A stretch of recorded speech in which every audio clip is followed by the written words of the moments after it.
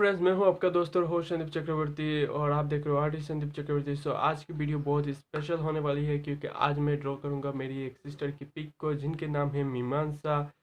मैं उनकी इस पिक को ड्रॉ करूंगा और उनके एक यूट्यूब का चैनल भी है जहां पर वो सुंदर सुंदर ड्राइंग वीडियोस डालती रहती है और उनके चैनल का नाम है मूनशाइन आर्ट्स।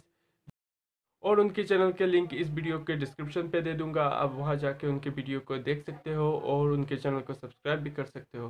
साथ ही साथ ये वीडियो टाइम लैप्स होगा। अगर इस वीडियो की रियल टाइम ट्यूटोरियल्स देखनी है जो मैंने कैसे ड्रॉ की उनके फेस को और कैसे कलर की, तो इस वीडियो के डिस्क्रिप्शन पे एक रियल टाइम ट्यूटोरियल के नाम की प्लेलिस्ट है जहाँ पर आप जाके देख सकते हो।